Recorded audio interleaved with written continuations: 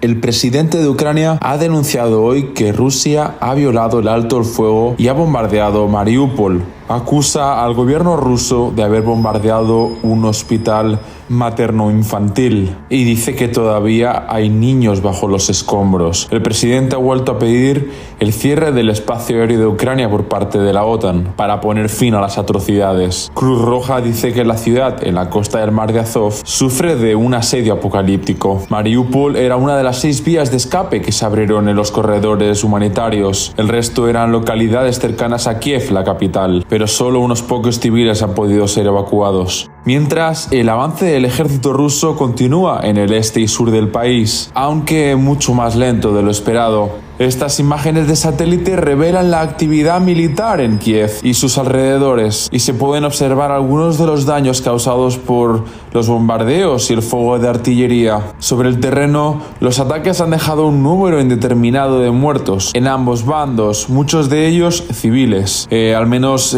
474 habían muerto ya desde que empezó la ofensiva, según datos de la ONU, aunque la propia agencia reconoce que los datos son incompletos. El gobernador de Donetsk informa que solamente en la sitiada ciudad de Mariupol habrían muerto 1.200 civiles desde el inicio de los combates y unos 2,2 millones de personas han huido de Ucrania por esta guerra. Estos ataques que se han producido suceden horas antes del encuentro que van a mantener el ministro de Exteriores de Rusia y de Ucrania en Turquía como mediador. Será el primer encuentro de este tipo de alto nivel desde que comenzó la guerra, aparte de las mesas de diálogo que había en la frontera bielorrusa. Desde Kiev acusan a Moscú de mentir, entre otras cosas, porque Rusia se había comprometido a facilitar la salida por 6 corredores humanitarios y según ellos Rusia habría roto ese pacto bombardeando hoy Mariupol, como decíamos. A duras penas, un grupo avanza y lo peor, como siempre, es de lo que se alejan. Ella encuentra el consuelo entre sus brazos, él trata de darlo en vano. Dentro solo hay tiempo para salir como se pueda. Una mujer de parto es uno de los 17 adultos heridos. De los niños no se cuentan con cifras, pero por las conversaciones sobre el terreno se habla de menores trasladados a otros hospitales.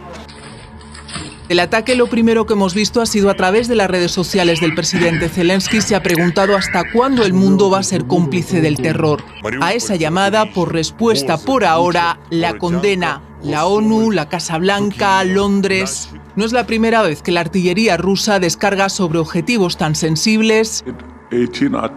18 ataques a hospitales, calculan en la OMS.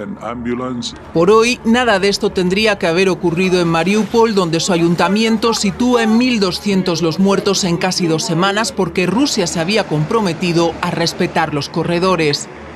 Kiev denuncia que de los 6 abiertos la mayoría no ha funcionado. A pesar de eso, han conseguido evacuar a 40.000 personas. En un día en el que Moscú ha reconocido su primera mentira en esta guerra. Sí mandó a reclutas al frente, detalles que poco importan a quienes no saben dónde conduce este conflicto. Cuando se cumplen ya 2 semanas del inicio de la guerra en Ucrania, podemos ver que no hay señales de que vaya a terminar pronto. Y mientras suena música patriótica en el centro de Kiev, el presidente de Ucrania, Volodymyr Zelensky, ha pronunciado un discurso dirigido a las tropas rusas. Nuestra resistencia durante casi 2 semanas os ha demostrado que no nos rendiremos, porque esta es nuestra casa, son nuestras familias y nuestros hijos. Lucharemos hasta que podamos recuperar nuestra tierra, hasta que respondamos plenamente por nuestra gente asesinada, por nuestros hijos asesinados. Todavía podéis salvaros si os vais a casa. No creáis a vuestros comandantes que dicen que aún tenéis una oportunidad en Ucrania. Aquí solo os espera la cárcel y la muerte.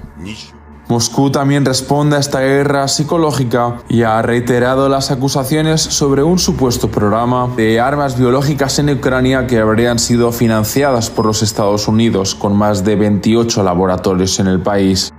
Confirmamos los hechos revelados durante la operación militar especial en Ucrania, que atestiguan la limpieza de emergencia de los rastros de los programas biológicos militares del régimen de Kiev. Estos programas fueron implementados por Kiev con financiación estadounidense. Por supuesto, no se trata de ningún uso pacífico, para fines científicos en beneficio de la paz, del desarrollo. El ministro de Exteriores ruso confirma la reunión con su homólogo ucraniano y mientras tanto los líderes europeos buscan una salida imposible a la dependencia energética de Rusia. No me comprometería a cortar nuestro suministro de petróleo y gas de Rusia hoy. No es posible porque necesitamos el suministro. Y esa es la incómoda verdad, ha dicho el primer ministro de Países Bajos.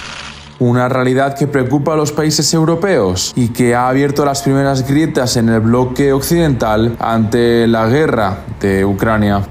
Ese ataque que veíamos en Mariupol es la principal imagen del día, pero también hay otra noticia preocupante y es la seguridad de las 5 centrales nucleares de Ucrania. En este mapa podemos ver en las zonas que están de color azul, que serían las zonas que ahora mismo ya están bajo control del ejército ruso. Y hace unos días los combates que se originaron en Zaporilla ocasionaron desperfectos y un incendio en la central nuclear más grande de toda Europa que se encuentra en ese lugar. Pero finalmente los combates no afectaron a las zonas sensibles de la central y no fue en aumento. Pero ahora Kiev anuncia que Rusia ha cortado el suministro eléctrico de la central de Chernóbil, que ya sufrió un accidente el año 1986 en su reactor número 4. Los otros 3 ya no funcionan tampoco, pero el sistema eléctrico permite refrigerar el combustible que queda allí.